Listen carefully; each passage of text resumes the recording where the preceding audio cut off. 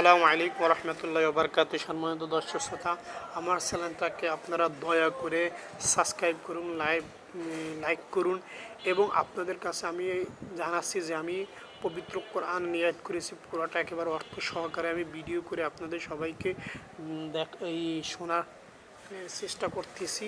এবং আপনারা যদি ইচ্ছুক হন, আমি এখন পর্যন্ত 92 আয়াত শেষ করেছি এবং তার বাকি থেকে এখন শুরু করব। আপনাদের কারো যদি ইচ্ছে হয় যে আমার অর্থ করে আমি শুনবো, তাহলে আমার চ্যানেলের ভিতরে আপনারা ঢুকিয়ে আমার চ্যানেলে দেখুন যে আমি যে অর্থ সহকারে তেলাওয়াতগুলো করেছি আপনারা ওই জায়গাতে শুনতে পারবেন। ওমা তৌফিক ইল্লা বিল্লাহ।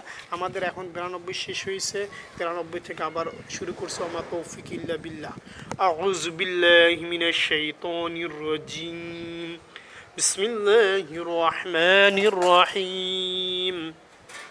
وإذ أخذنا ميثاقكم ورفعنا فوقكم الطور خذوا ما آتيناكم بقوة واسمعوا قالوا سمعنا وعصينا وأشربوا في قلوبهم العجل بكفرهم قل بئس ما يأمركم به إيمانكم إن كنتم مؤمنين।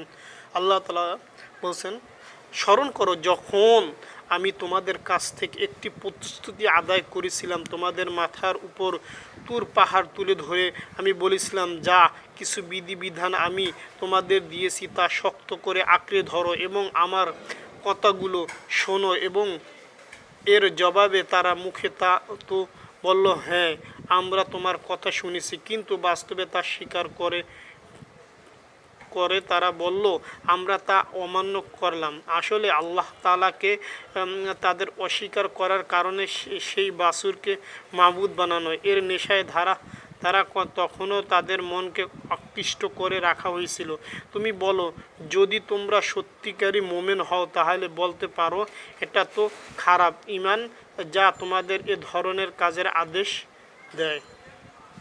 আল্লাহ তাআলা আমাদের আমল করার তৌফিক দান। আসসালামু আলাইকুম ওয়া রাহমাতুল্লাহি ওয়া বারাকাতুহু।